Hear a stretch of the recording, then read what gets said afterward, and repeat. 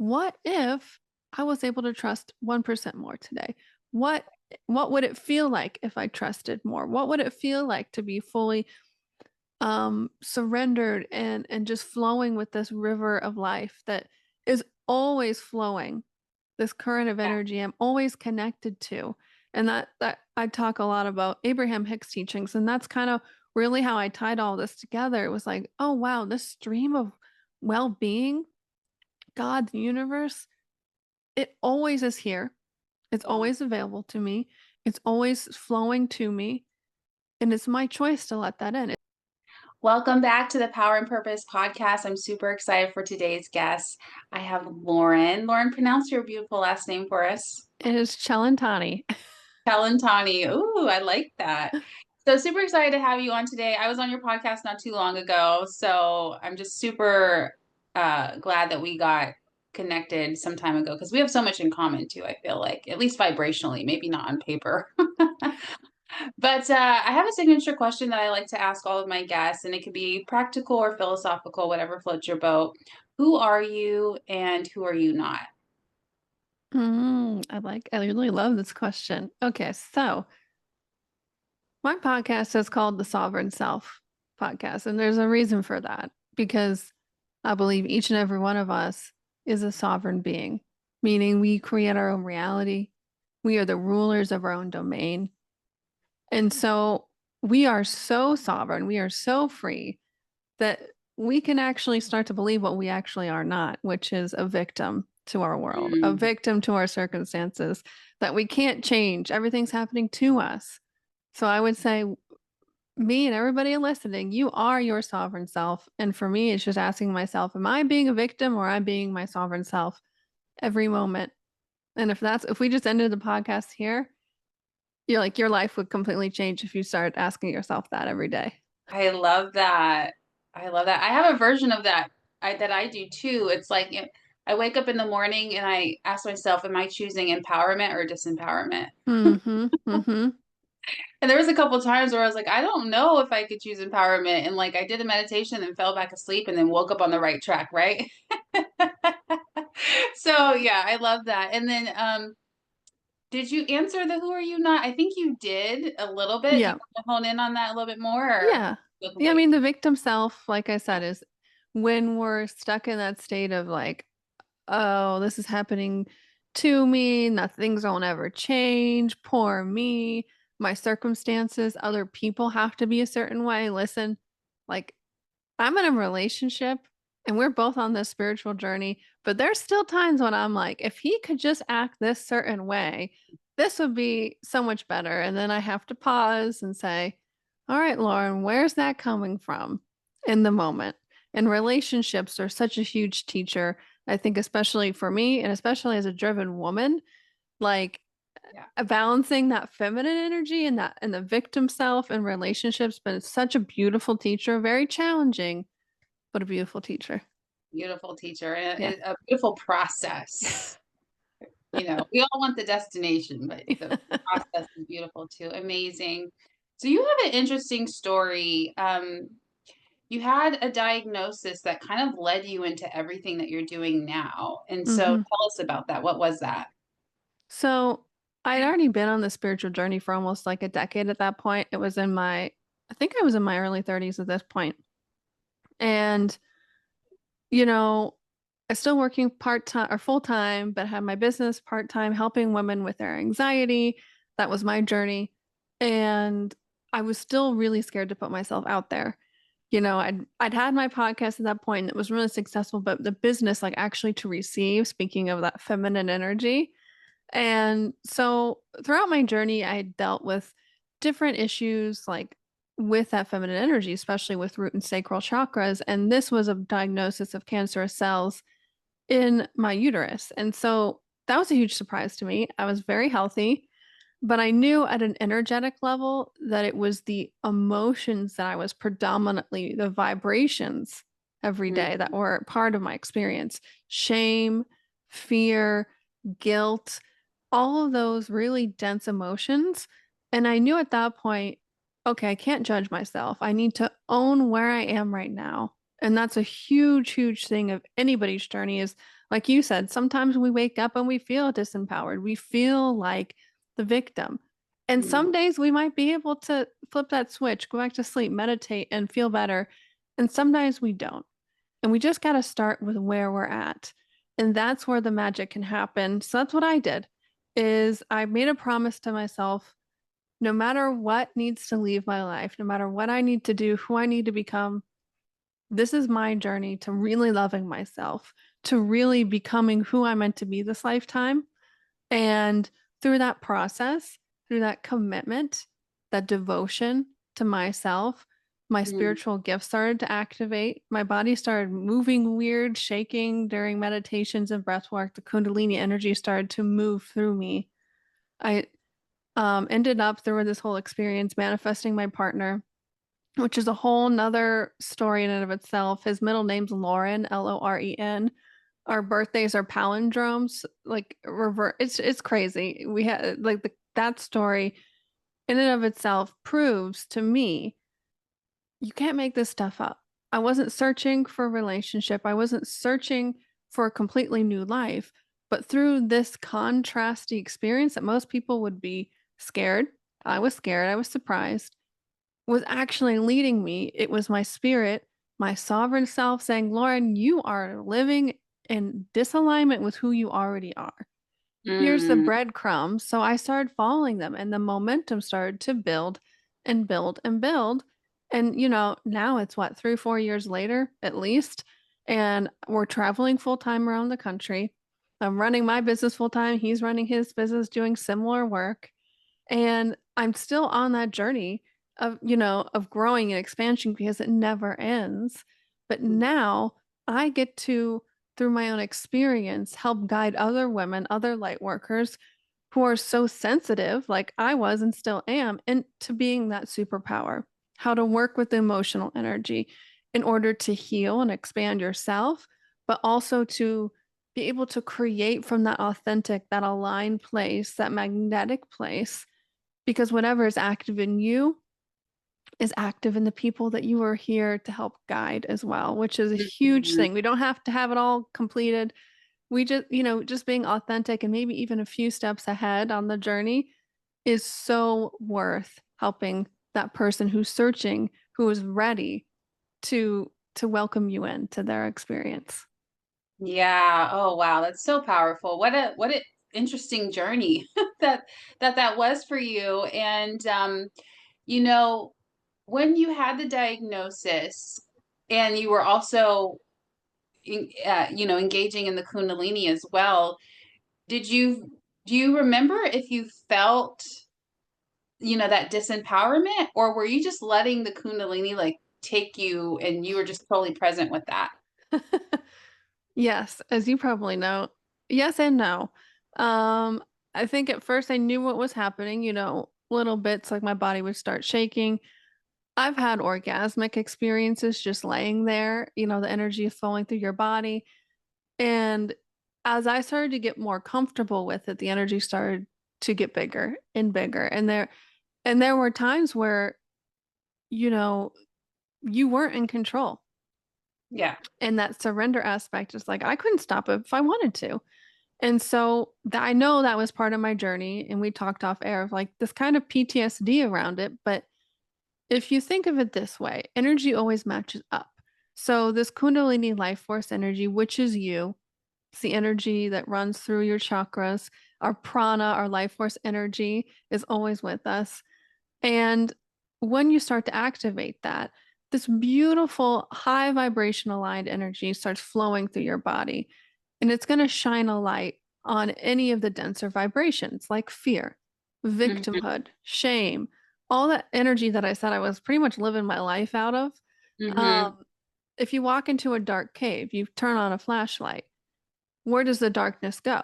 It has to come to the light, like the light is shining on it. So through this energetic experience, yes, you're connecting with yourself, and it's this beautiful thing, but it's a very deep healing process as well.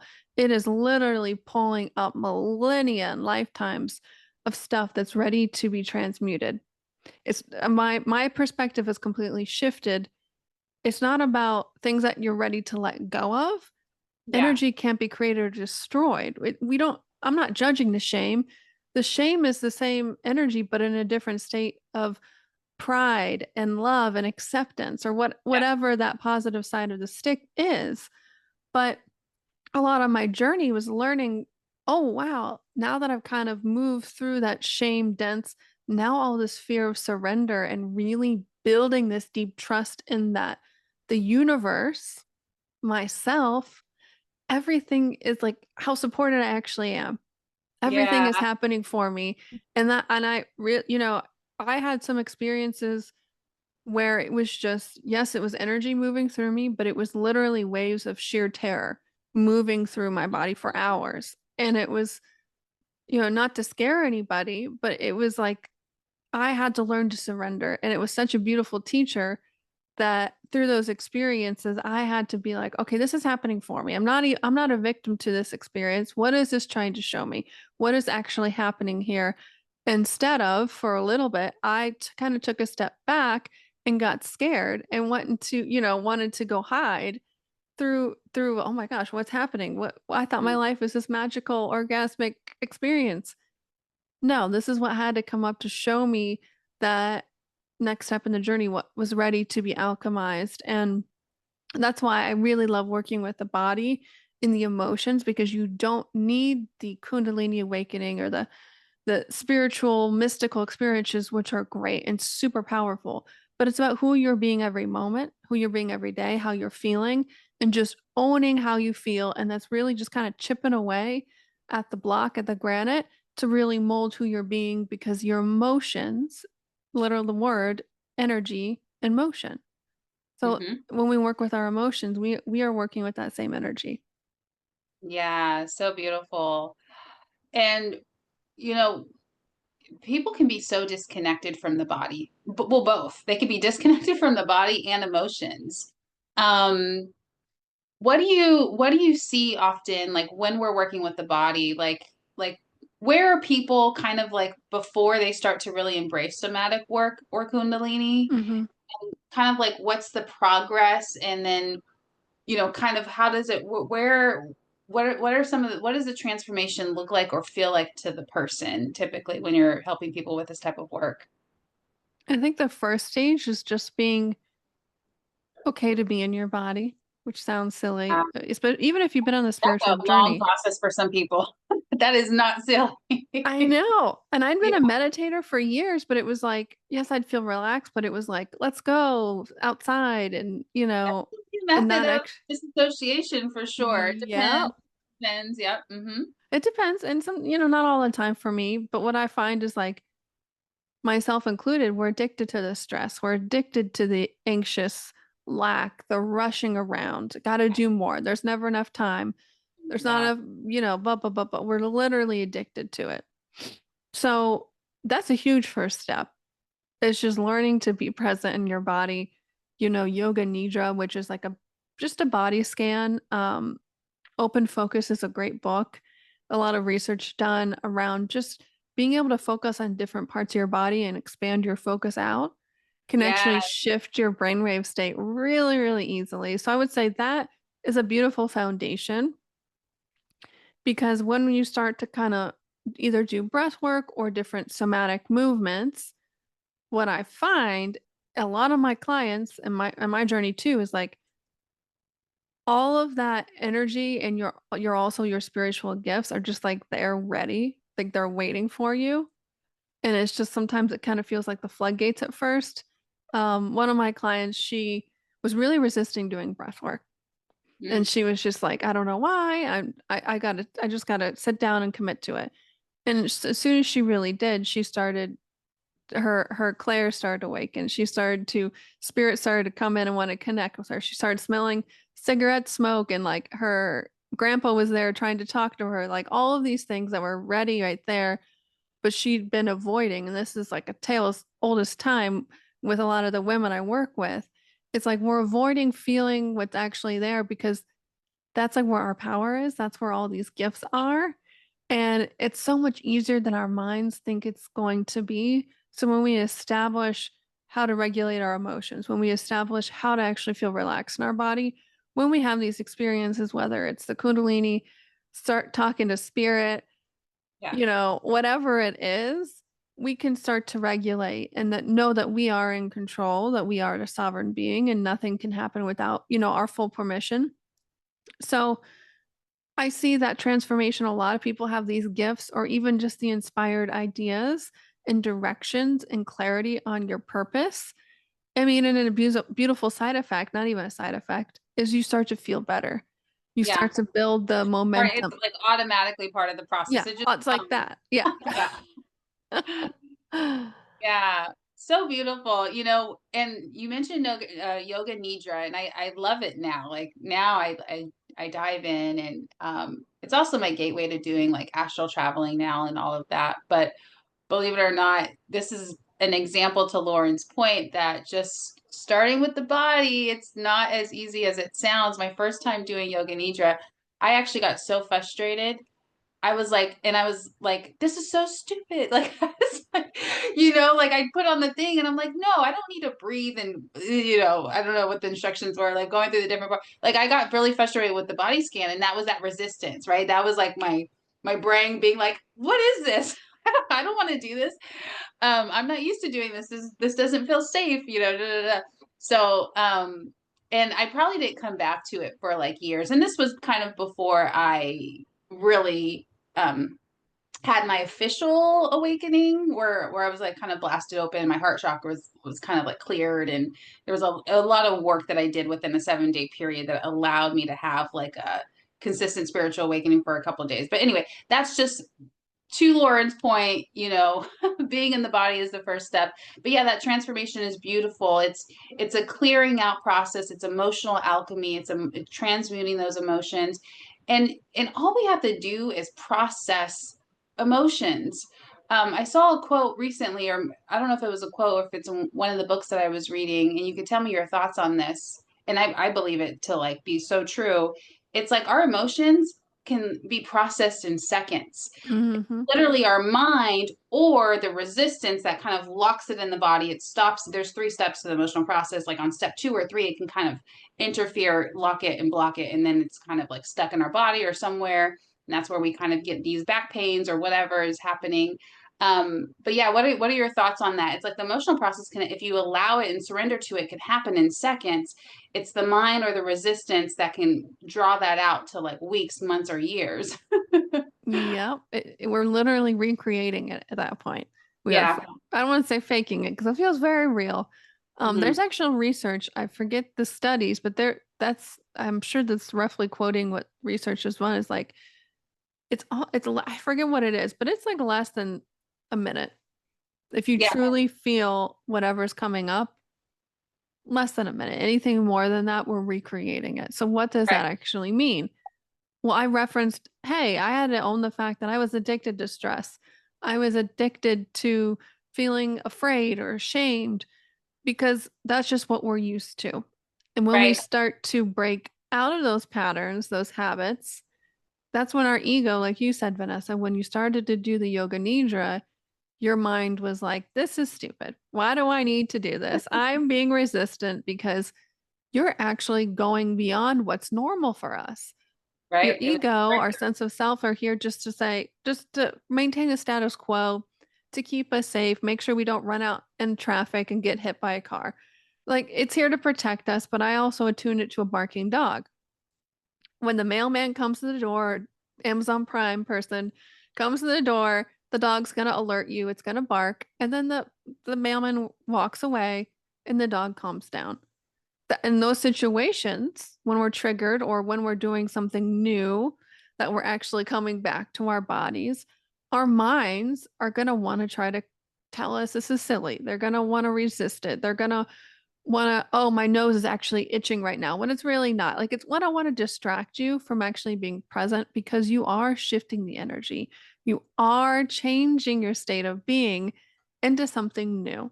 And what I love working with the bodies, we can literally retrain our bodies because that whole aspect I just talked about, how do we get comfortable with the unknown? Mhm. And that's where all the magic happens, when we can literally reprogram our minds and our bodies to understand that the unknown is safe, that we can surrender to it, that we are protected, that we are so supported. And that I think that, like, the overarching, what we could talk about here is really how to be comfortable with trusting and this Mm. process of Yeah. surrender, and our minds want to push away as much as we can.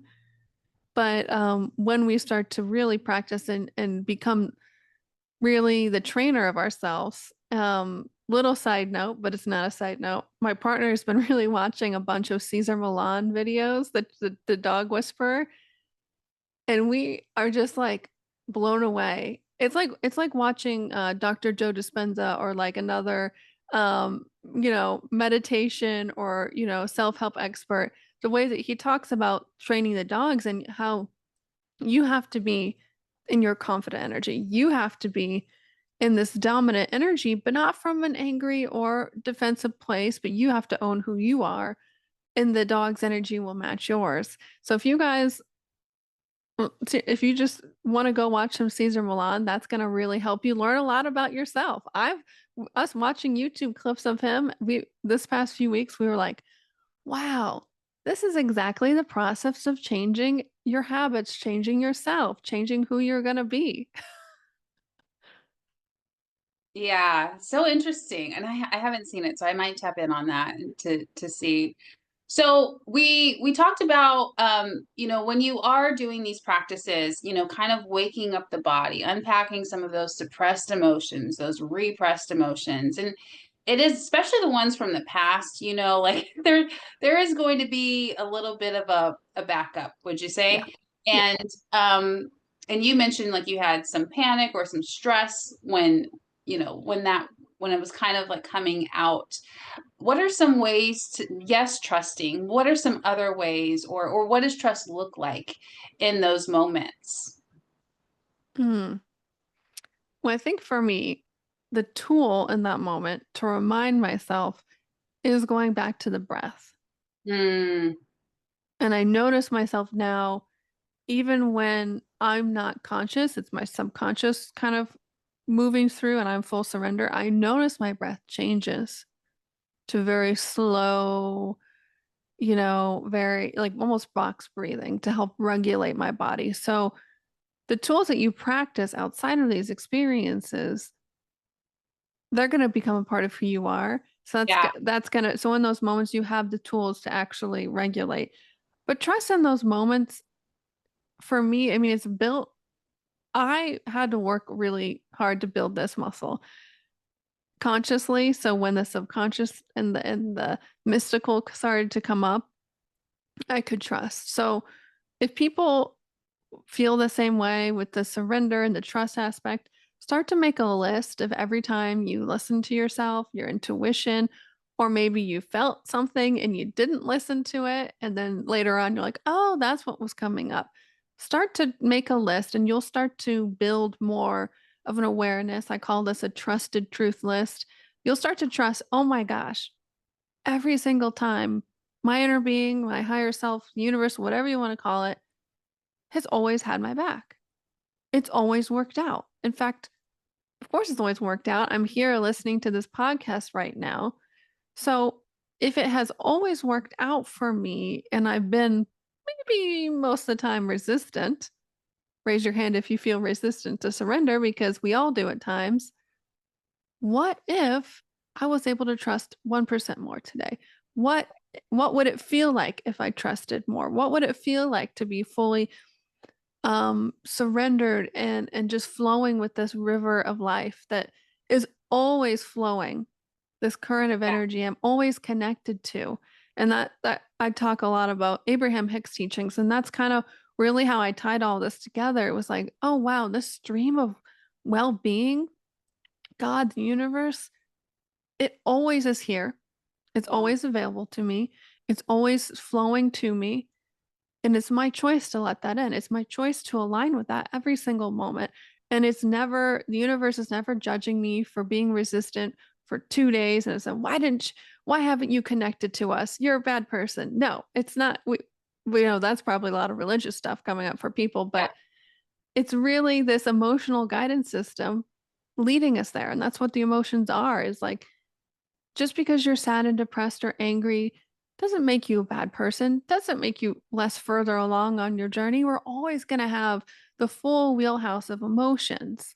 What Yeah. it's telling you is whatever energy you're in, however you're focusing at this moment, is not the same way how your inner being or your sovereign self is looking at this.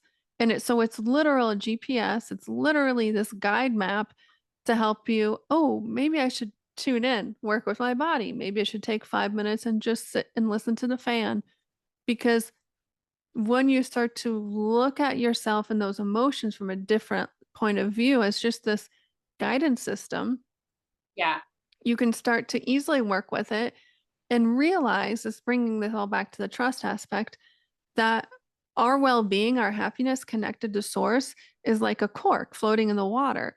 But Yeah. when we don't listen to our emotions, we are literally taking so much energy, like you said, but keep it pressed down. And when we first start doing this, yes, it's going to be a little bit of an explosion.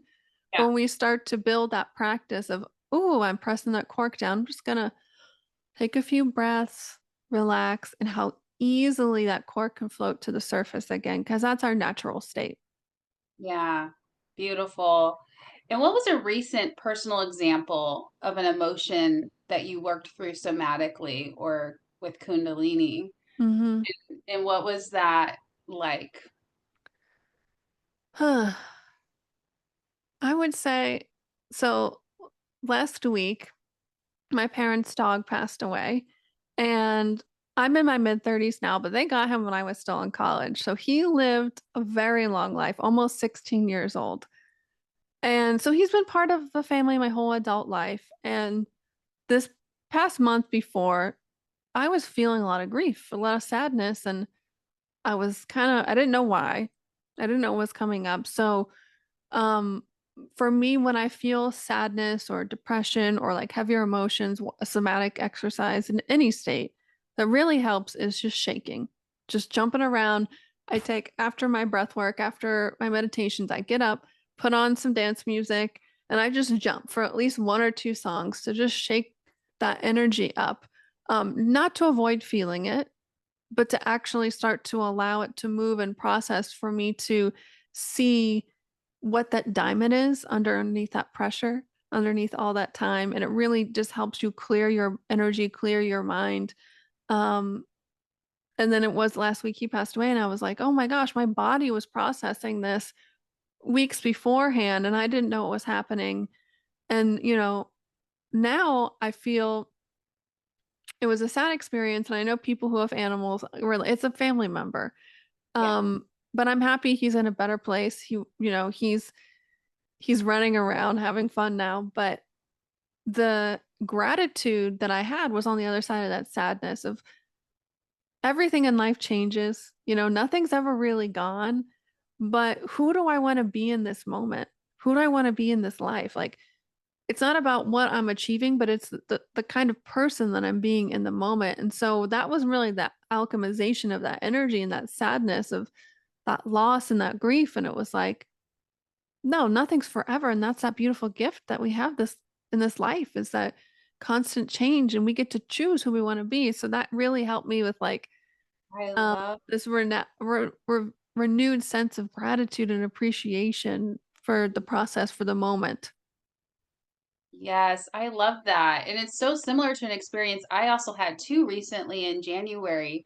My grandmother had passed, and she had passed a month before we actually got to do the services because it was like right around, it was like before Christmas. And so we kind of had to wait a couple weeks just because of everyone was traveling and things like that. And so I was probably kind of holding those emotions. And I was in Mexico. I mean, I'm still in Mexico now, but I wasn't even like near my family at the time. Anyway, when I came out for the services, I was really looking forward to feeling the feelings because I was, I do this work and I'm like, I know.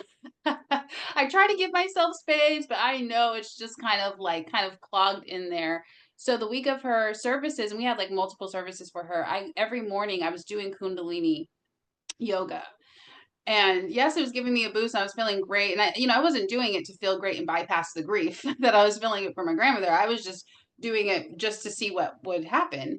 And during the service, and I had to speak and do some announcements and things like that, but it had cracked me open so wide. And so when I was speaking, I couldn't even finish my speech.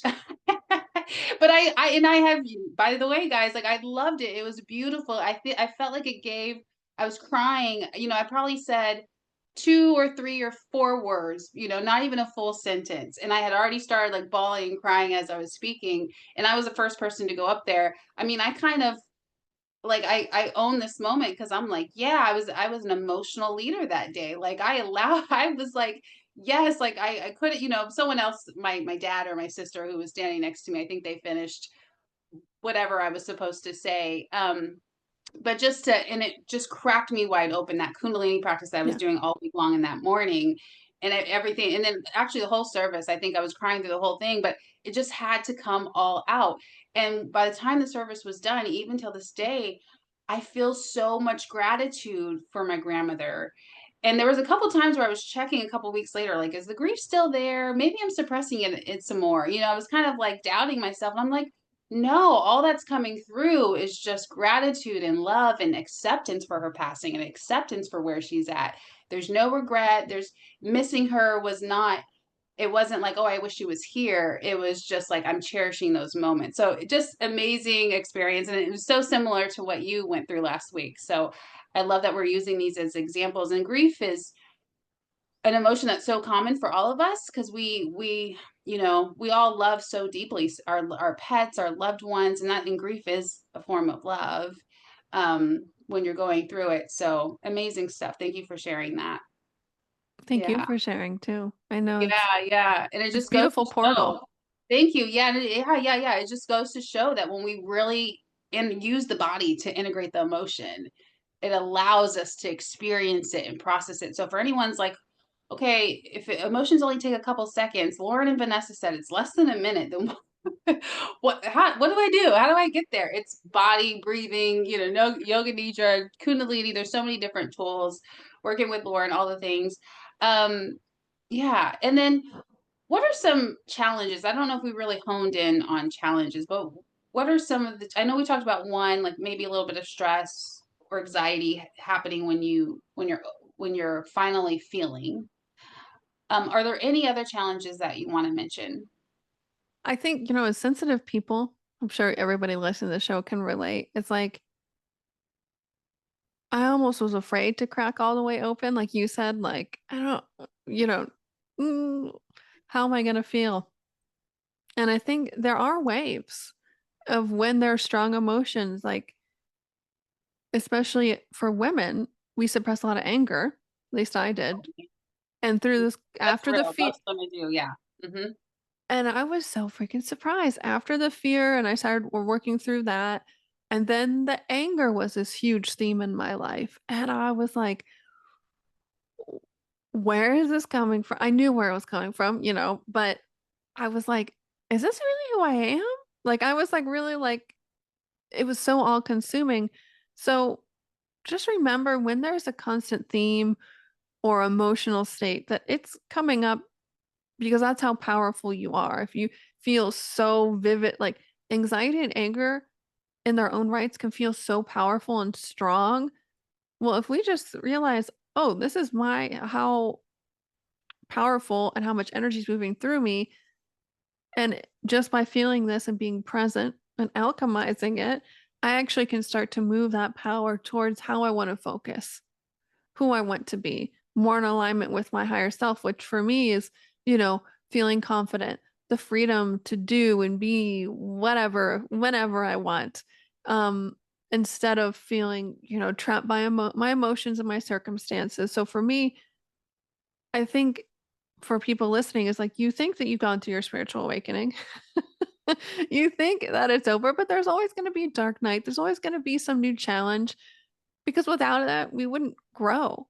We would, if we were just like rainbows and butterflies and only in a sunlightened state, we wouldn't have the opportunity to experience and to clarify our desires, to change and also be that change, that example for other people. Like Vanessa's story and my story about the transmutation of the grief. Yeah. And that's how we both, we didn't know this ahead of time, but through that portal, which these emotions are really like portals to that 5D version of ourselves, I felt so much love and gratitude and appreciation for life itself and inspiration. It sounds like your journey was very similar. And without the contrast, without, that wave, that dance of life, the yin and the yang, I truly believe life wouldn't be this exciting. It wouldn't be, what a, it's a boring story if everything was just great and wonderful every single day until you died. Right, right. Yeah. And the human experience kind of guarantees some Yeah. emotional challenge, which is why us advanced souls, which is why we choose to come here. Mm-hmm. We're like, I wanna go through the emotion of grief and feel what it feels like to go through. I know how powerful I am over here, but I haven't had any challenges. That's kind of how I used to visualize it as a kid. Yeah. Yeah. And it's a good fun. Yeah. And it's fun bringing in the visualization, the childlike aspect to it is huge when we're going through these things and just it's not so serious. Yes, it's this challenging, beautiful journey, but it's fun. That's what it's meant to Yeah, be. yeah, beautiful. And what opens up for people? Like what I know everyone's different, but just give us like some more examples. And I'll give you kind of like an example, like we have all dated someone who was emotionally unavailable, right? They just couldn't be emotionally, maybe they were physically or mentally available, but not emotionally. If you've experienced that in your life, you know what it feels like to be on the receiving end, and it's just like, oh, what do I do with this? But so, and I used to be, it's not just men. If there's that assumption while I'm saying this, it could also be women. I was that girl who was so darn emotionally unavailable before my main spiritual awakening. But on the other side of that was just like this blasted heart wide opening compassion for people. Mm. And I think that, in theory, it was kind of a defense mechanism. I think somewhere along the line, when I was younger, I realized how much empathy I had and how compassionate I was towards people, and then I kind of had to protect myself. I had to learn that balance, which it's not good or bad. I'm grateful for it.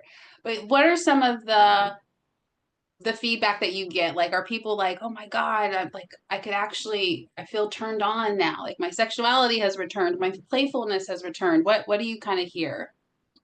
Yes, I mean all of that, but also just the belief in yourself, the Mm, belief that your purpose. Like I love working with women who want to start a business or have a business because you've been through that journey and you want to give back. Like that's just like we talked about the grief. It's like the gratefulness. When you've gone through something, you're so full, you naturally want to give back. And it's just it's honestly an honor to see people that process of being like, oh my God, I can do this. Oh my God, it is working. Oh my God, the more that I feel my emotions and transmute them and share authentically, dream clients are finding me out of the blue. yeah, One of my clients, went through a family emergency. She was actually on vacation, got a call, scary call about a family member, had to drop what they're doing. And the whole time she was just practicing this work, regulating, getting into deep trance and meditation. Wasn't on social media for weeks, maybe even over a month, because we all hear you need to post every day, you need to do the, all the 3D stuff, which is, yes, is very helpful. But through that experience, through putting her emotions first as she was holding space for her family, she was able to manifest signing 2 clients for the rest of the year, private clients. A lady found her from Google locally, which she doesn't do work locally, but somehow found her.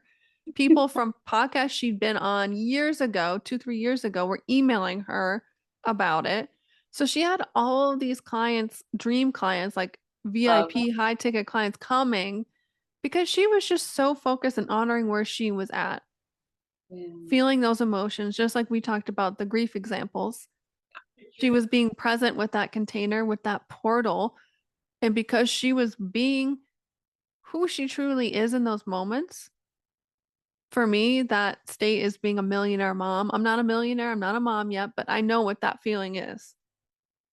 And so she was being that higher self in that moment. And so she aligned without even focusing on that, without needing, because she wasn't attached to needing a certain outcome. And that's when those magical manifestations come into your life. So that's what I love doing because I know we're here to help guide, usher humanity to this new earth, this new 5D reality. And we have to be the leaders within ourselves. Yes, it's about what you're teaching and bringing to the world, but it's also about that regulation and working with our emotional energy. Yes, the Kundalini as well, and all that beautiful other juicy spiritual stuff, but it's who we are being. And I was journaling this morning, and I love those little tea wisdoms. And on my headphones, literally tape this on my headphones. And it says, "Your actions prove your greatness." And for me, yes, it's about who we're being, but it's how we react and act in the moment as our chosen self. So I think, people who are ready here, they know they're here to make a huge impact and are ready to welcome in that income along with that. That's a transformation I love to see. Um, Beautiful souls really step into their own sovereignty. Ah, I love it. I love it. What a great wrap up. And Yeah. yeah, it's a beautiful process. And yeah, there's so much of our own power and sovereignty that we could experience through all of this. Amazing. So as we start to wrap up, can you give us a book recommendation, maybe just one or two? And then you could also tell us a little bit more about your podcast and where people can find you. Yeah. Oh, what books? I would say Ask and It Is Given by Esther Hicks, Abraham Hicks. That was like one of the OG ones. Yeah. A book that I've been reading a lot recently, it's literally here next to my computer, is Dollars Flow to Me Easily by Richard Dotts. It's a really short read, but he has a ton of different manifestation books.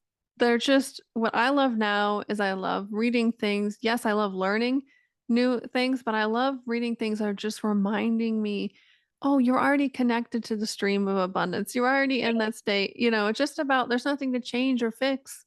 It's just Yeah. so that's what the dollars flow to me easily. I read a few pages every morning just to kind of retune myself to who I already am.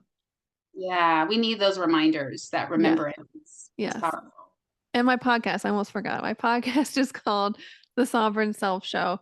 And I mean, Vanessa was on it. So if you're aligned, I'm sure you'll be aligned with the show. But it's really about having guests on, as well as solo shows with myself, really different aspects of remembering that sovereignty in you through your purpose, through your passion, um, through your body and emotions, that they're always leading the way to that reality, to that manifested state. Beautiful. Amazing. And how can people find you? Well, the podcast, The Sovereign Self Show, Okay. or I'm on Instagram the most at Loren Cellentani, which I'm sure will be in the show notes because Yeah. spelling my name sometimes a little challenging, but yeah, Amazing. come on there and play. Yeah, yeah. Good stuff. Thank you for being here. It was such a Yeah. pleasure. I loved it. Namaste, everyone. Thanks for tuning in.